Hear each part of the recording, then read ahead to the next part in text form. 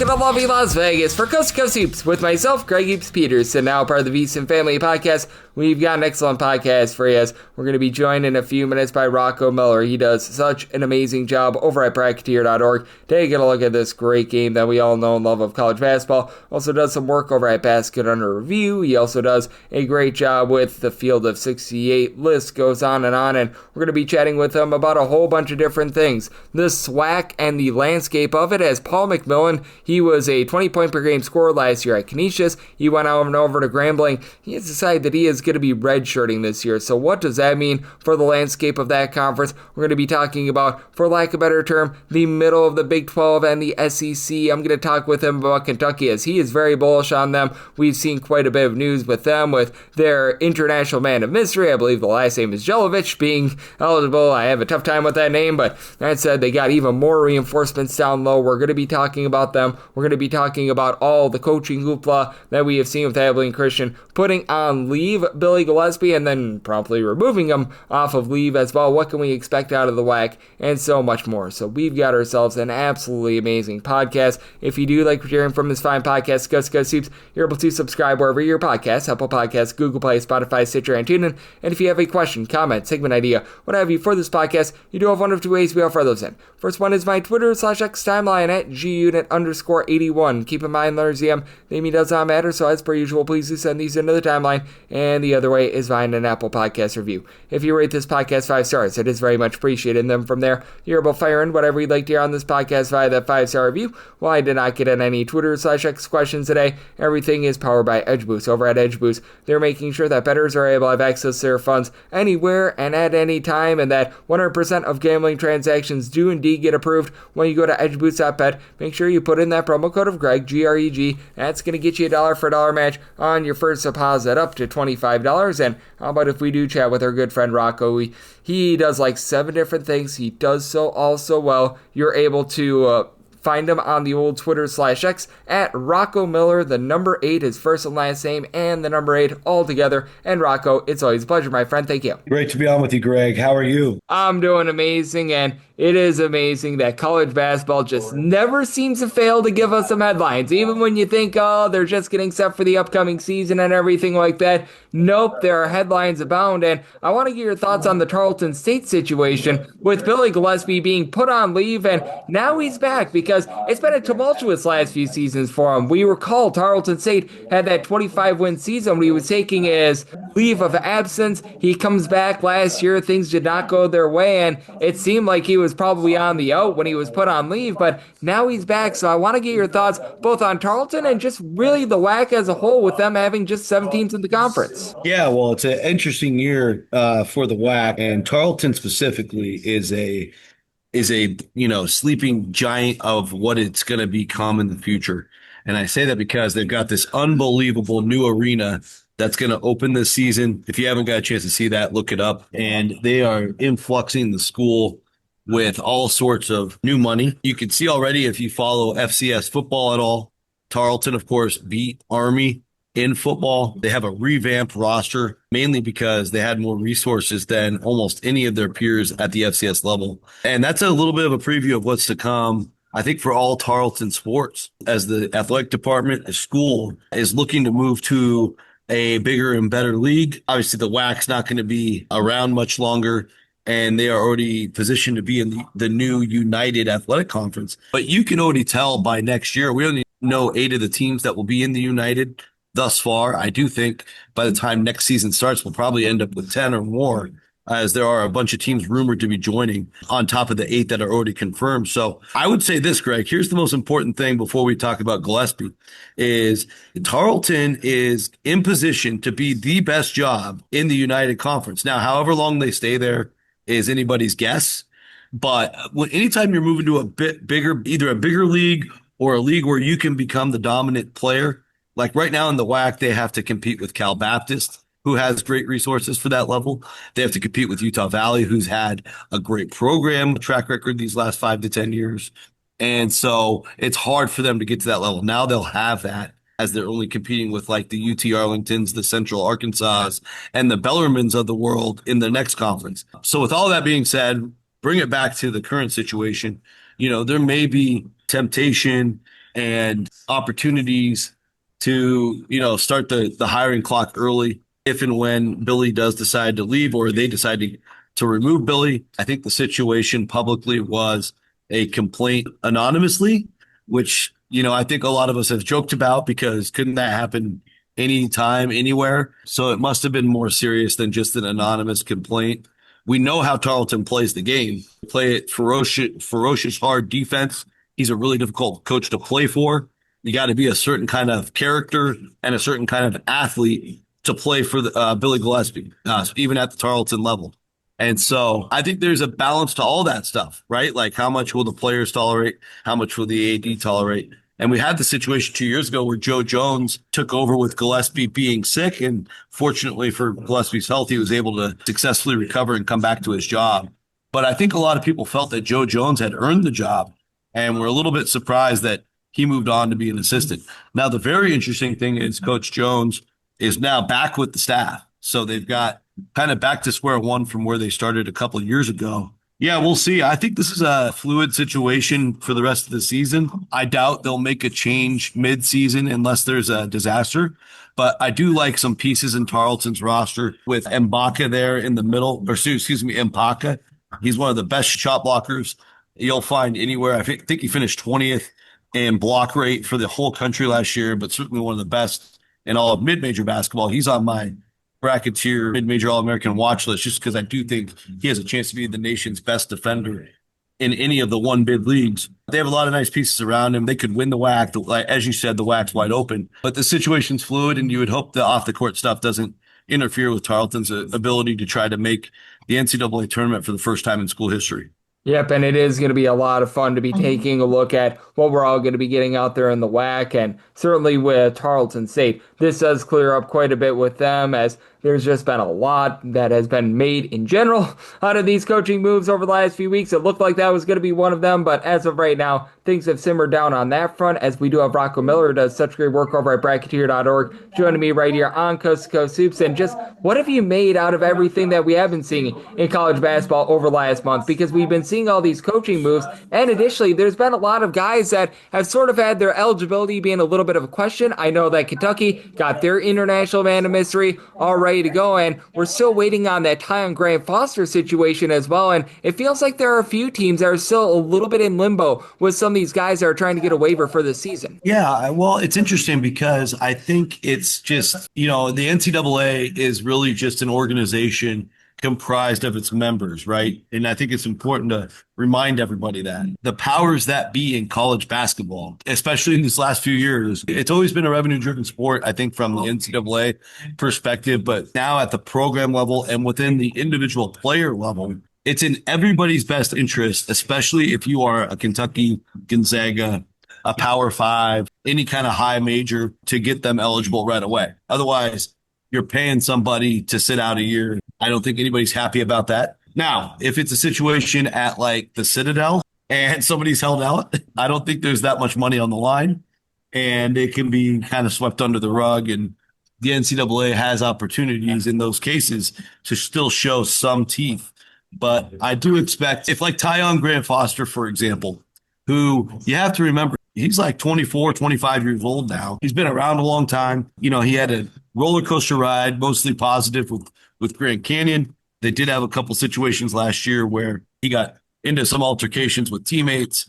He's not exactly like the most buttoned up character every single day. And obviously we want the kid to do great. And hopefully as he gets older, he's maturing beyond, some of the immature mistakes he made earlier. But Gonzaga is a very rigid place with Mark Few. And I would not be shocked if, they're not like totally forcing or pressing the issue to make sure he gets eligible. There might be a larger strategy in place to keep him out for a year, which would be kind of wild if he's out until next year. But he'll be a senior citizen at the college basketball level. Right. And I don't know if any of this is going on or not. It's just more speculation on my behalf, because I do think a player like him, he can add great value, but he adds value for teams that really don't have that showstopper playmaker. Well, Gonzaga's got a good 4 to 6 showstopper playmakers. So the most important thing for Gonzaga right now is to make sure they don't include somebody that could potentially be a cancer to the locker room or not be a good fit for the full 5-month journey. These seasons are very long seasons with multiple games a week. You got to make sure everybody gets along. You got to make sure everybody fits. You got to make sure when, you as a legendary coach and Mark Few make big decisions that everybody respects those decisions. And Gonzaga's not used to being in a situation like that. They always have their guys. And so it's interesting. I think positionally, they obviously need him, which is why they took him to begin with.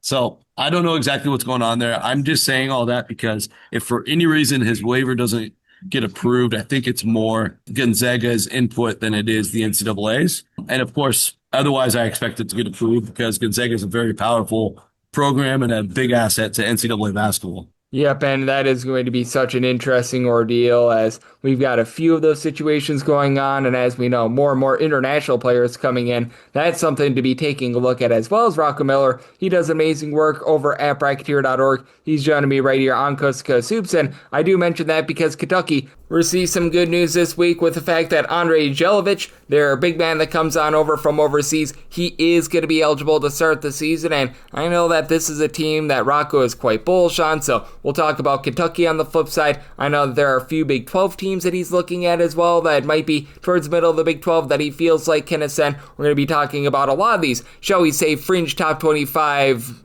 power conference teams that Rocco is bullish on. We'll also talk a little bit about the SWAC landscape with him on the flip side, right here on Coast to Coast Hoops with myself, Greg Peterson, now part of the Beast and Family Podcast. Did you know your credit card points and miles can lose value to inflation? Credit card companies often reduce the redemption value of your points and miles. Now imagine a credit card with rewards that can grow in value. With the Gemini credit card, you can earn Bitcoin or one of over 50 other cryptos instantly with no annual fee. Every swipe at the store or gas pump earns you instant rewards deposited straight to your account. Plus, sign up now for a $200 Bitcoin bonus to kickstart your rewards. Visit Gemini.com/card today. Check out the link in the description for more information on rates and fees. Again, if you're looking to invest in Bitcoin but don't know where to start, the Gemini credit card makes it easy.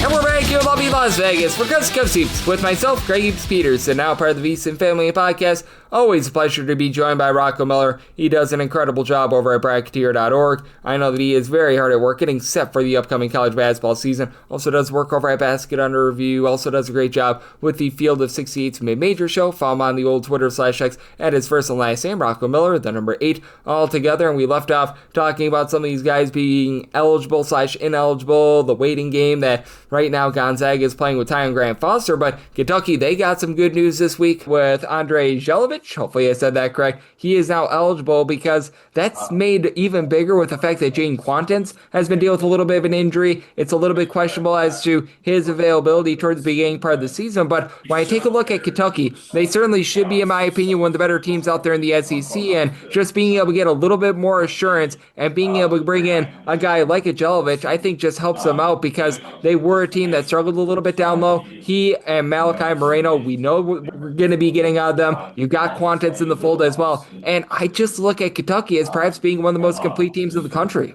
Yeah, I think they can win the national championship for sure. Probably not enough people talking about that. I think one of the funny things that comes up every year at the Final Four when we get there is, hey, how did these teams get here?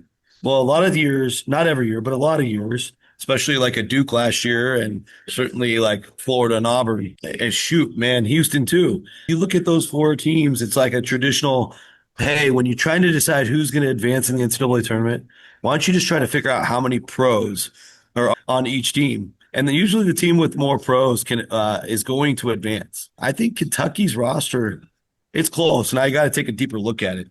And I did talk to somebody who went to one of their practices recently. They've got several players making over $1 million on this team this season. It's kind of mind-blowing, and I love the way Mark Pope, of course, he runs a wonderfully brilliant offense, gets everybody good looks. They can destroy teams that are even one level below them. And now he's just got to figure out how to optimize it in games where they're playing teams at their level or at the highest level, which I believe Kentucky is at the highest level this year. I think Pope's got a real chance here because he's got the guys. You remember last year in this time of year, Greg, we were looking at Kentucky as a team like, we just don't know if they have any superstars. They've got a lot of really, really good players, but like, who's going to be the superstar? We were kind of still having that conversation entering March, and they were still a 3 seed because they were running Mark Pope's amazing offense, and they're just highly, highly efficient. They even find ways to be efficient on defense. I think now the upgraded talent, obviously Owe was one of the guys who proved himself, and he will be a pro. He pulled out of the NBA draft, as we talked about on previous episodes. My goodness, man, this team has a real opportunity to cut down the nets, I think.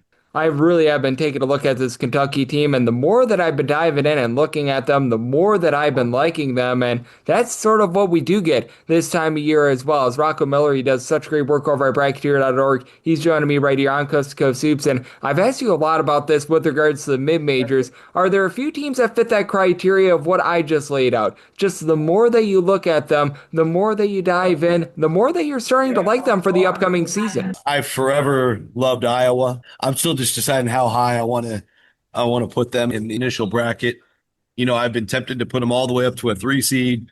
I also think that could be crazy, but nothing's too crazy for Ben McCollum, right? So certainly love where Iowa's at.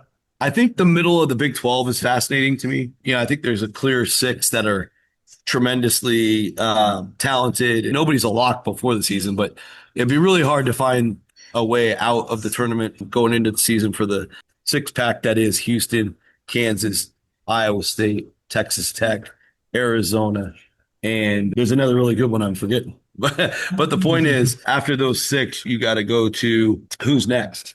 And I think with Cincinnati losing Jizzle James, it's harder to get sold on them. They'll be a little bit different. They'll be a little more defensive. I'm high on West Virginia, but I don't know if they can climb all the way to 7th. I shouldn't put that past Ross Hodge because I know he will get the most out of that roster. I think TCU is the team I'm kind of high on. I'm almost convinced now that I will have TCU in my initial field, and I just don't think a lot of people are talking about the Frogs. You have to remember they still have Jamie Dixon that is historically known as a guy that gets the most out of his guys, and Brock Harden was highly sought after in the portal. I remember Washington and TCU going pound for pound, and Brock Harding was the guy that I think he just had 9 assists in their first scrimmage, which again, it's a scrimmage, but that's a great sign.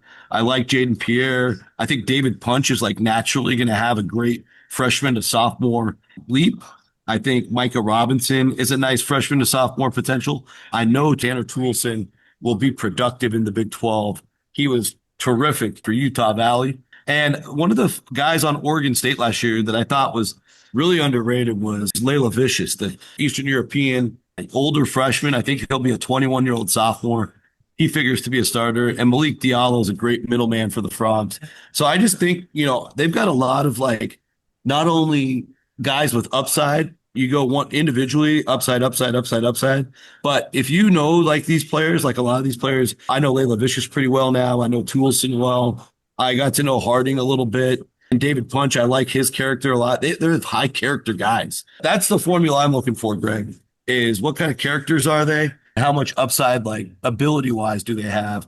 I think TCU's kind of got a perfect blend right now going into the season, and we know what Jamie Dixon can do. Yep, we certainly do, and I have a lot of faith in Jamie Dixon because you always know that the defense is going to be rock solid. As we know last year, the offense was a little bit more hit or miss, but I'm right there with you with Layla Vicious being able to give them a lot of upside as well. And then how about if we talk about a conference that has some upside? It was a little bit of a rough last few days for them, but the SWAC is a conference that we've talked about once before on this podcast, and man, I feel like it's just so improved with the talent level that's coming in, and Keon Williams being a late ad for Arkansas Pine Bluff, that's big for them, but we did see Grambling take a little bit of a loss as well. Paul McMillan, a 20-point-per-game scorer, he's decided for personal reasons that he's going to be stepping away from the program and he's going to be redshirting this year, and I want to get your thoughts both on Grambling and with regards to this conference as a whole, because with Grambling, they've went through a little bit of a coaching change. Still think that there's a lot of upside with them, but anytime you lose a 20-point-per-game scorer, that certainly changes plans a little bit. Yeah, that's a very interesting situation, though. Well, first of all, I love Grambling for hiring my guy, Patrick Curry II. You know, under unbelievable circumstances at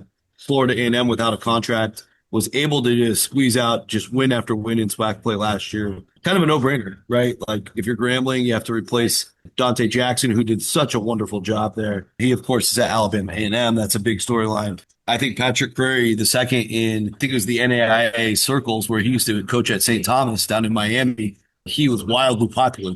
I think you could go to his Twitter account right now and he's got like 50,000 followers, which is wild for a small college coach. So he's very well known in HBCU circles. He is going to recruit his tail off each and every year. So even without McMillan in the fold, I'm still seeing a lot of upside guys.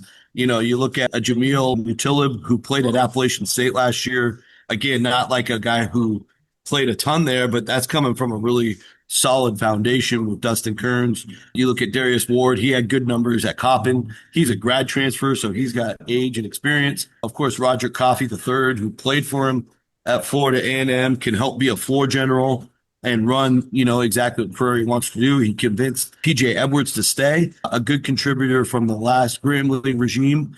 And then you look at Ricky Ballard, played on a transitioning West Georgia team, got to play some D1 basketball, shot it at 38.5% from downtown. And there's a lot of other guys I didn't even mention, like they have Nazar Mahmood from UTSA. Just a lot of upside, older guys. I think he's going to do well at Grambling. Even without McMillan, I think a top 3 finish is realistic. Overall, Bethune-Cookman got picked first in the SWAC poll earlier. That's no small feat. Bethune-Cookman, of course, I think joined Division I in the 80s.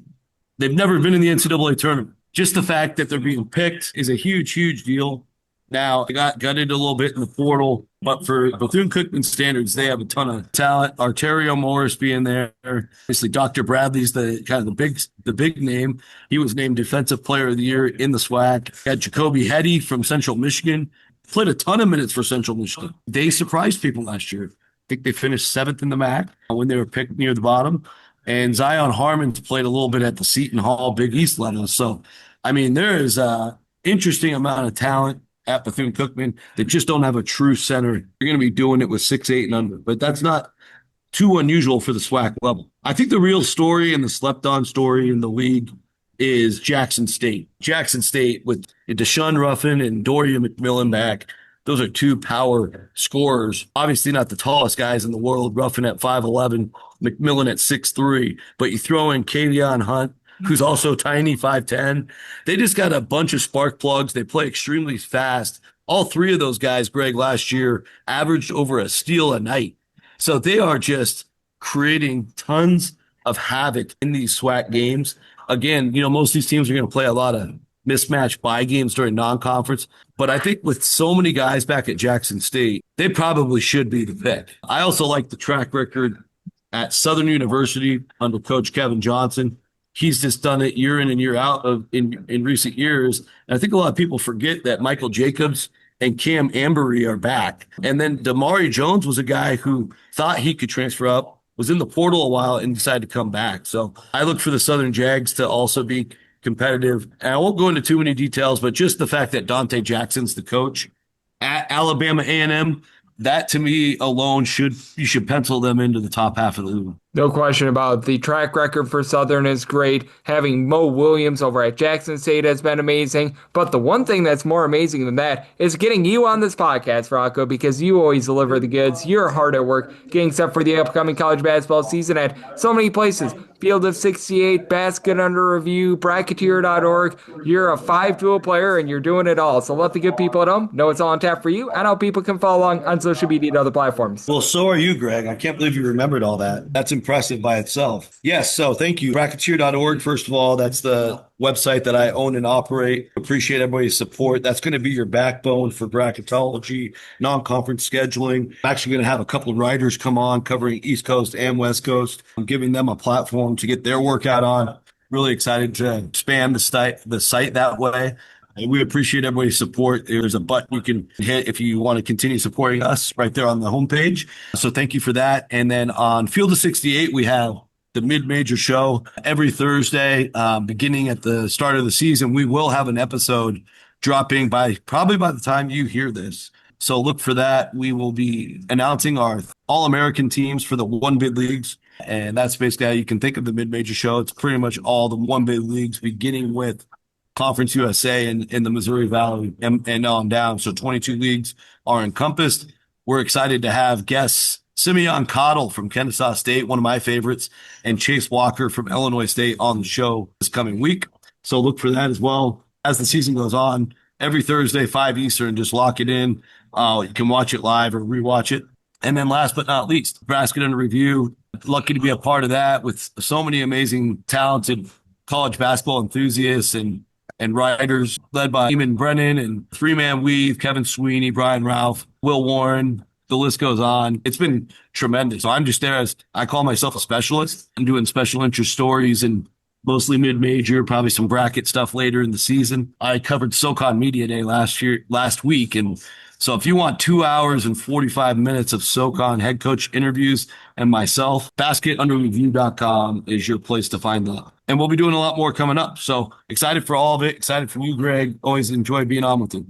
Absolutely. One of the hardest workers that you're finding college basketball is Rocco. He's doing it all. He has been absolutely incredible with the way that he's been getting set for the upcoming season, and it's always a pleasure to get him aboard. Big thanks to Rocco for joining me on Coast to Coast Hoops, part of the VSiN Family Podcast. And if you do like hearing from this fine podcast, Coast to Coast Hoops, you're able to subscribe wherever your podcasts, Apple Podcasts, Google Play, Spotify, Stitcher, and TuneIn. If you have a question, comment, segment idea, what have you for this podcast, you do have one of two ways we offer those in. First one is my Twitter/X timeline at gunit_81. Keep in mind, large ZM, they mean does not matter, so as per usual, please do send these into the timeline. And the other way is find an Apple Podcast review. If you rate this podcast 5 stars, it is very much appreciated. And then from there, you're able to fire in whatever you'd like to hear on this podcast via that 5-star review. I'm with you guys every single day on this podcast, regular season and off season. So we are hard at work getting set for this upcoming season. 2 conference previews remaining. We've got the Big X and we've got the SEC remaining. So be on the lookout for those conference previews and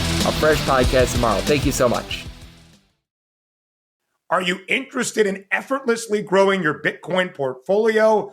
I sure am. The Bitcoin credit card by Gemini earns you Bitcoin back on every purchase. Use it like any credit card. Buy lunch, gas, or your weekly groceries, and you'll earn up to 4% back instantly in Bitcoin or one of over 50 other cryptos straight to your account. All that with no annual fee. And right now, you can grab a $200 Bitcoin welcome bonus. It's the easiest way to start building your Bitcoin stack. Go to Gemini.com/card to learn more. Terms apply. See the link in the description for more information regarding rates and fees.